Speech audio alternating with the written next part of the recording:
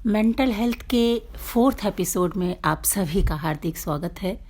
आज बात कर रही हूँ PTSD यानी कि पोस्ट ट्रॉमेटिक स्ट्रेस डिसऑर्डर की। दोस्तों, मेंटल हेल्थ की ये वो अवस्था होती है जब अतीत में, पास्ट में अचानक घटी कोई भयानक सी घटना, जैसे एक्सीडेंट्स, बॉम्ब ब्लास्ट, जैसे रेप, जैसे शारीरिक हिंसा, मारपीट, कोई ऐसी घटना जिसके लिए आप तैयार नहीं होते और वो आपके सामने बस घट जाती है और छोड़ जाती है आपके मन पर एक बहुत गहरा असर, जो किसी भी तरह आपका पीछा ही नहीं छोड़ता। आप हर वक्त उसके तनाव में जीते हैं, खौफ में जीते हैं। डॉक्टर्स कहते हैं कि कभी कभी इसका असर 2-3 दिन में भी ख़त्म हो सकता है और कभी कभी नॉर्मल होने में सालों भी लग जाते हैं। फिर धीरे धीरे वही डिप्रेशन की सी स्थिति आ जाती है जिससे हर हाल में हमें बचना है और अपनों को बचाना है। तो आइए PTSD के एक रियल अनुभव को कहानी के माध्यम से ही आपके साथ शेयर कर रही हूँ, जिसको मैंने नाम दिया है बहारें फिर भी आएंगी। है कोई तो ज़रूर ज़माने में तेरा साथ देने के लिए, है कोई तो ज़रूर ज़माने में तेरा साथ देने के लिए, बहारें फिर भी आएंगी, गुनगुनाएंगी हमारे लिए। अभी पिछले फ्राइडे की ही बात है। मनोचिकित्सक अंजलि भार्गव लंच के लिए अपने क्लिनिक से बस उठने ही वाली थी कि रिसेप्शनिस्ट ने फ़ोन पर बताया कि कोई मिस्टर एंड मिसेस जायसवाल उनसे मिलना चाहते हैं। उसने मना भी किया कि अब लंच टाइम हो रहा है, इवनिंग सेशन में आइए, मगर वो कह रहे हैं कि बहुत दूर से आए हैं। भेज दूं क्या मैम? एक छोटा सा बच्चा भी है उनकी गोद में। अमूमन तो डॉक्टर अंजलि समय की बहुत पाबंद हैं, लेकिन एक तो जायसवाल सुनकर ही वो कुछ दिमाग पर जोर डालकर याद करने लगी थी कि कहीं ये वही जायसवाल तो नहीं जो 3-4 साल पहले उनके पेशेंट रहे थे। इससे पहले कि दिमाग कुछ ज़्यादा सोचता, रिसेप्शनिस्ट के ये बताने पर कि उनकी गोद में कोई छोटा सा बच्चा भी है, उन्हें यकीन हो गया कि वही हैं। तुरंत बिना वक्त गवाए कह दिया, हाँ हाँ भेज दो भेज दो। उस कपल की गोद में बच्चा होने की सुनते ही एक अलग सी स्फूर्ति और उत्साह सा भर गया था उनके अंदर, और उस उत्साह में मैं भूल ही गई कि उनके दोनों बच्चे भी उस स्कूल से आते होंगे और वो उनके खिलाए बिना खाना नहीं खाते। डॉक्टर भी चाहे रोज़ कितने ही पेशेंट्स देखते हों, लेकिन कुछ पेशेंट्स उनके दिल से इस कदर जुड़ जाते हैं कि वो भी समय से मनमानी कर ही गुजरते हैं। मिस्टर और मिसेस जायसवाल उनके कुछ ऐसे ही पेशेंट्स में से थे। डॉक्टर की परमिशन मिलने के बाद वो दोनों भीतर आ गए थे। भीतर आते ही गोद में सोता बच्चा कुनमुना उठा था, मगर इसकी परवाह ना करते हुए मिसेस जायसवाल ने वो बच्चा डॉक्टर की गोदी में रखते हुए कहा, इसे अपना आशीर्वाद दीजिए डॉक्टर साहब। ये आप ही की मेहनत और इलाज का नतीजा है कि मेरी सोनी गोद भर गई, हमारे परिवार में खुशियाँ आ गई, हमारे जीवन में इस बच्चे के आने से मानो सब कुछ आ गया है। आहा, कितना प्यारा बच्चा है। आप समझ नहीं सकते कि मैं कितनी खुश हूँ आपकी गोद में इसे देखकर। God bless you baby, God bless you. अपने मम्मी पापा को खूब सारी खुशियाँ देना, उन्होंने बहुत इंतज़ार किया है आपके लिए। इसके बाद बच्चा वापस माँ की गोद में देते हुए वो बोली, मेरा तो फ़र्ज़ था मिसेस जायसवाल, मैंने कुछ नहीं किया। ये तो आप लोगों की खुद की चाहत, इच्छा और मुझ पर भरोसा था कि आप लोगों ने वो पूरी श्रद्धा से सब किया, डेडिकेशन से किया, जो मैं आपसे कहती रही, कराती रही। वरना ऐसे पेशेंट्स भी कम कहाँ जो खुद बिल्कुल सपोर्ट नहीं करते और इलाज ठीक ना होने का पूरा ब्लेम डॉक्टर को दे देते हैं। एनीवेज, मैं बहुत खुश हूँ आप लोगों के लिए कि फाइनली आपकी इच्छा पूरी हो गई आपको वो मिल गया जिसके लिए आप लोगों ने इतना इंतज़ार किया, दुख सहे, कष्ट सहे। अब बस आप लोग एंजॉय करिए अपने जीवन की इस खुशी के साथ। कहते कहते उन्होंने देखा कि पति पत्नी दोनों के चेहरे खुशी से दमक रहे थे।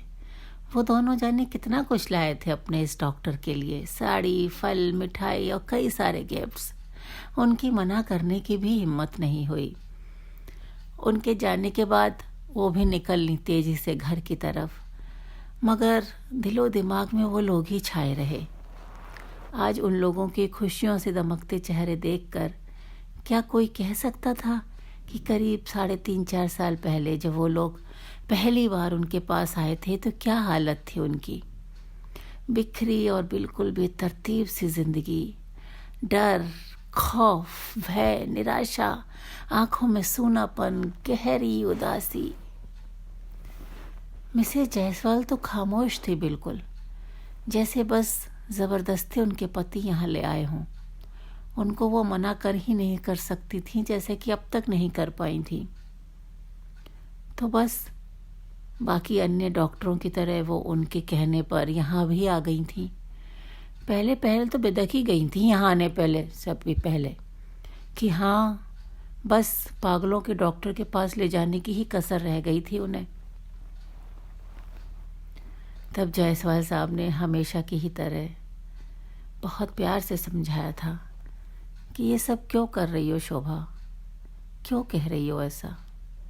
ये सब तो इसलिए ना कि तुम पहले की तरह खुश रहो बस। हादसे किसकी ज़िंदगी में नहीं होते भला, पर उनसे बाहर भी निकलते हैं ना लोग। तुम भी निकल आओगी उन सब से बाहर जिसने इतने वक्त से हमारी ज़िंदगी को अपनी गिरफ्त में ले रखा है। मुझे सिर्फ तुम्हारी खुशी चाहिए, बस तुम्हारी खुशी। अपनी ज़िंदगी में तुम वापस वैसे ही मुस्कुराती हुई, जोश और उमंग से भरी हुई चाहिए, जो मुझे भी कभी उदास नहीं होने देती थी। अब बताओ, मैं तुम्हें कैसे उदास रहने दे सकता हूँ? वो खुशियाँ अब कैसे वापस आ सकती हैं? वो तो हमारे उस अजन्मे बच्चे के साथ ही चली गई ना हमेशा के लिए। क्या बिगाड़ा था उसने उन बदमाशों का कि जो उसके इस संसार में आने से पहले ही छीन लिया उसका जीवन उससे। कहकर वो फिर उदास सी जाने कहाँ खोने लगी थी। लेकिन इससे पहले कि वो कुछ और रिएक्ट करती, उन्होंने जल्दी से उन्हें समेट कर अपने से लिपटाते हुए कहा था, सुना है ये डॉक्टर बहुत अच्छी हैं। ममता बहुत तारीफ कर रही थी उसकी। अच्छा, बस एक लास्ट बार इनके पास और चलते हैं प्लीज़। फिर कभी अपनी शोभा को किसी डॉक्टर के पास नहीं ले जाऊंगा, प्रॉमिस। हम दोनों खुद ही रख लेंगे एक दूसरे का ध्यान। उसके बाद शोभा ने कुछ नहीं कहा था और खामोशी से उनके साथ एक दिन डॉक्टर अंजलि के इस क्लिनिक पर आ गई थी। तब डॉक्टर अंजलि के पूछने पर जायसवाल साहब ने ही सब कुछ बताया था। उन्होंने कहा, बात करीब 3 साल पहले की है डॉक्टर। हमारी नई नई शादी हुई थी, 4-5 महीने ही हुए थे। जिंदगी खूब मज़े से बसर हो रही थी, नई नई शादी के पूरे जोश और खरोश के साथ। घर में मम्मी पापा थे और उनके हम इकलौते बेटे बहू। खुला और प्यार भरा माहौल बिल्कुल, न किसी तरह की कोई बंदिश, न रुकावट। ऑफिस के बाद कहीं न कहीं रोज़ ही चले जाते बाहर, कभी मूवी, कभी होटल, कभी दोस्तों के साथ तो पार्टी, कभी मम्मी पापा के साथ किसी रिश्तेदार के घर। अंजलि को इसी बीच कंसीव ही कर गया था तो खुशियाँ और बढ़ गई थी। दिन रात बस पंख सा लगाए उड़ रहा था वक्त, खुशी खुशी। अब मम्मी ने थोड़ा बाहर निकलने को मना सा कर दिया था कि शुरू में थोड़ा आराम करने दो अंजलि को, उसके बाद फिर डॉक्टर को दिखाकर घूमना फिरना। हम माँ की बातों का पूरी तरह पालन कर रहे थे। अब अंजलि को 3 महीने की प्रेगनेंसी पूरी हो गई थी। माँ ने डॉक्टर के पास जाने की इजाज़त दे दी थी। अब माँ भी ना वैसे तो खूब आज़ाद ख्यालों की थी, लेकिन किसी किसी बात में पूरी कट्टर थी पुराने ख्यालों की। जैसे उन्हीं का मानना था कि 3 महीने तक किसी को नहीं बताना है प्रेगनेंसी की बात, और डॉक्टर का चेकअप वगैरह भी उसी के बाद शुरू करना है। खैर, हमें भी उससे क्या दिक्कत थी भला, माँ से ज़्यादा हमारा भला कौन सोच सकता था। हाँ, थोड़ी आउटिंग याद आने लगी थी। मन कर रहा था कि बस घूमने निकल जाए कहीं, या चलो मूवी ही देख लें। उन्हीं दिनों अंजलि के मनपसंद हीरो रणवीर कपूर की कोई नई मूवी लगी थी। 3 महीने पूरे होने के बाद पहली बार उस दिन डॉक्टर का अपॉइंटमेंट लिया था हमने। वर्किंग डे होने की वजह से शाम 8 बजे का टाइम लिया था डॉक्टर से। बस तो उस दिन हम दोनों ने तय किया कि डॉक्टर को दिखाने के बाद डिनर भी बाहर करेंगे, फिर नाइट शो देखकर ही बाहर घर आएंगे। हालांकि मम्मी रात के शो के लिए तैयार नहीं थी, लेकिन हम लोगों का बहुत मन देखकर ना नहीं कह सकी। हाँ, पर हिदायतें ढेर सारी दी थी उन्होंने। बस डॉक्टर, उस दिन की हमारी वो खुशियाँ आखिरी थीं जब हमने अपनी ज़िंदगी को जिया था। यानी किसकी नज़र लग गई थी हमारी खुशियों को। नाइट शो देखकर खुशी खुशी लौट ही रहे थे कि मेरी गाड़ी अचानक चलते चलते रुक गई। हमने ध्यान ही नहीं किया था कि गाड़ी में पेट्रोल एम्प्टी दिखा रहा था। अब रात के 1 बजे दूर दूर तक कोई पेट्रोल पंप नहीं था। समझ में नहीं आ रहा था क्या करें। अब रह रह कर मम्मी की बात याद आ रही थी कि नाइट मूवी मत जाओ, संडे को दिन में देखा ना। मगर हमारे अंदर तो जोश था ना रात में ही देख कर आने का।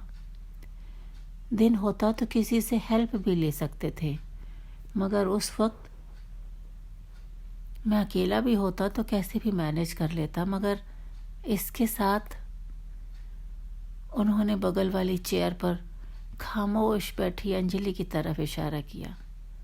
इसके साथ ऐसे ही किसी से हेल्प लेना ठीक नहीं था ना उस स्थिति में। हमारे घर तक पहुंचने में 1 किलोमीटर का वो रास्ता कुछ सुनसान सा ही रहता था। वैसे भी नई नई सोसाइटी में शिफ्ट किया था तो आबादी भी ज़्यादा नहीं थी उन दिनों। 15-20 मिनट तो यूं ही निकल गए कि क्या करें क्या नहीं। कई बार गाड़ी भी स्टार्ट करके देखी कि शायद थोड़ी चल जाए, मगर वो बस घों घों करके रह गई। कोई आया भी नहीं उस बीच वहाँ। इसकी तबीयत घबरा रही थी और मैं इसे देखकर घबरा रहा था। मन में सोचा कि ऐसे यहाँ कब तक खड़े रहेंगे। अब की जो भी गाड़ी दिखेगी, जैसी भी, रोकने की कोशिश करूँगा। तो बस डॉक्टर, किस्मत ही खराब थी हमारी। जिस गाड़ी को हमने रोका उसमें अच्छे लोग नहीं थे। हम दोनों को सुनसान में देखकर अकेले हमला कर दिया उन्होंने मुझ पर। मुझे मार पीट कर मेरी जेब से सब कुछ ले लिया। गले में सोने की चेन, हाथ में शादी में मिली घड़ी, अंगूठी सब ले ली। मुझे पिटता देखी पगली भी ऐसी घबराई कि इसकी आवाज़ ही नहीं निकली उस वक्त। तो मुझसे निपट कर वो तीनों फिर इस पर झपट पड़े। पता नहीं भगवान को कैसे थोड़ी दया आ गई हम पर उस वक्त कि वो सिर्फ इसकी सोने की चीज़ लेने से ही संतुष्ट हो गए। बस वो नहीं हुआ ईश्वर की कृपा से इसके साथ, जिसके बाद तो शायद न ये जी पाती और न मैं ही। हमारी बिना पेट्रोल की गाड़ी को भी अपनी गाड़ी से बांध वो हमें वहीं बेहाल हालत में छोड़ चलते बने। हमें पता नहीं कितनी देर लुटे पिटे से वहाँ खड़े रहे। इसकी हालत बिगड़ती जा रही थी सो अलग। सुबह करीब 4 बजे कोई एक ऑटो वाला वहाँ से गुजरा तो मैं जैसे तैसे इसे लेकर घर आया। मम्मी पापा बरामदे में ही हमारा इंतज़ार कर रहे थे बेचारे। वो लोग फ़ोन भी लगा रहे थे, मगर फ़ोन मिलता कैसे। वो तो बदमाश लोग ले गए थे ना छीन कर। इसकी तबीयत फिर डॉक्टर बिगड़ती ही चली गई। रह रह कर ये रात की घटना को याद कर चीख पड़ती थी। डर कर बस चादर से मुंह ढककर कांपती रहती थी। और फिर घटना के तीसरे दिन आखिरकार इसका एबॉर्शन भी हो गया। बस डॉक्टर, तब से इसके डर की यही स्थिति है। कभी ठीक रहती है, फिर बच्चा अचानक डरने लगती है, न सोती है ढंग से, न खाती है, बाहर जाने के नाम से डरती है, मूवीज़ का जिक्र कर दो तो रोने लगती है, किसी प्रेग्नेंट लेडी को देखकर पहले खुश होती है, फिर रोने लगती है। उस घटना के 7-8 महीने बाद इसे फिर प्रेगनेंसी हुई। हमें लगा कि शायद अब ठीक हो जाएगी ये, लेकिन बच्चे को लेकर इसका डर समय के साथ बढ़ता ही चला गया। 5th मंथ में एक रात फिर इसका अबॉर्शन हो गया। इस बार तो तब से इसकी तबीयत संभल ही नहीं रही। कितनी ही गायनोकोलॉजिस्ट को दिखा लिया, कहती है अंदर सब ठीक है, कोई प्रॉब्लम नहीं है। फिर मेरी ऑफिस में कलीग है ममता, उसने ही आपका नाम सजेस्ट किया। अब हमारी आखिरी उम्मीद आप ही हो डॉक्टर। बहुत भरोसे के साथ आपके पास इसे लेकर आया हूँ। इसे ठीक कर दो डॉक्टर, मेरी शोभा को ठीक कर दो। ये ठीक हो जाए बस, और कुछ नहीं चाहिए मुझे। कहते कहते मिस्टर जायसवाल ने अपने हाथ ही जोड़ दिए थे उनके आगे। मिस्टर जायसवाल मेडिकल टर्म में शोभा जी की प्रॉब्लम को PTSD कहते हैं, यानी कि पोस्ट ट्रॉमेटिक स्ट्रेस डिसऑर्डर। इसमें पास्ट में इसी तरह के हुए एक्सीडेंट्स आपके माइंड पर इस कदर हावी हो जाते हैं कि पेशेंट्स उससे बाहर ही नहीं निकल पाता। वो इन्हीं इंसिडेंट्स को हर वक्त अपने साथ होता हुआ महसूस करता है। इसी वजह से डरता है, परेशान होता है, सोते समय बुरे बुरे ख्वाब देखता है, डर कर फिर सोते सोते जाग जाता है। फाइनली फिर यही बात भारी डिप्रेशन में बदल जाती है। मुझे खुशी है कि आपको अपनी वाइफ की इतनी फिक्र है और आप उन्हें यहाँ लेकर आए हैं, वरना तो सही बताऊँ, मैंने तो ऐसे ऐसे केस देखे हैं कि ऐसी हालत में परिवार वाले पेशेंट को उसके हाल पर छोड़ देते हैं। यही वो सबसे बड़ी गलती करते हैं। ऐसे में तो और ज़रूरी हो जाता है कि परिवार में सभी ऐसे पेशेंट की मदद करें, साथ दें, स्नेह दें, प्यार दें। परिवार के प्यार और साथ से बेहतर तो कुछ भी इलाज नहीं है ऐसे लोगों के लिए। इस प्रॉब्लम में ही क्या, कहीं भी किसी भी समस्या का इलाज प्यार से बढ़कर कुछ नहीं है। आप बिल्कुल चिंता मत करिए, आप इन पर अपना प्यार बनाए रखिए, इनमें जीने की चाहत, पॉजिटिविटी जगाए रखिए। बाकी जो मेडिकल हेल्प और काउंसलिंग वगैरह की ज़रूरत होगी वो मैं करूँगी। ईश्वर ने चाहा तो ये जल्दी ही अच्छी हो जाएंगी। शोभा ने भी सुनी थी डॉक्टर की बातें, कहा मगर कुछ नहीं उसने। चुपचाप जैसे आई थी वैसे ही चली गई। डॉक्टर अंजलि सब कुछ याद करते हुए घर पहुंच गई थी। बच्चे खाना खाकर सो गए थे। उन्होंने अपने देर से आने की खबर अपने केयरटेकर को दे दी थी। उसने संभाल लिया था बच्चों को। घर पहुंचकर वो सबसे पहले बच्चों के कमरे में गई। बच्चे आराम से सो रहे थे। उन पर प्यार आ गया था अंजलि को। ये दोनों बच्चे भी तो कितने इलाज और दवाइयों के बाद ही आए हैं ना उसकी ज़िंदगी में। बच्चे माँ के लिए क्या होते हैं वो समझ सकती हैं। शोभा का मासूम और मायूस सा चेहरा फिर से उनकी आंखों में आ गया। मन ही मन खुद से वादा किया कि वो उसके इलाज में कोई कमी नहीं छोड़ेंगी।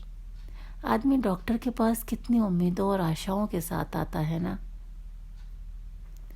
और फिर उन्होंने शुरू की थी शोभा की काउंसलिंग। सबसे पहले उससे डॉक्टर नहीं, दोस्त बनकर विश्वास जीता था उसका। बातों ही बातों में जीने की और फिर से ख्वाब देखने की ख्वाहिश जगाई थी उसमें। ध्यान से बातें सुनी थी उसकी।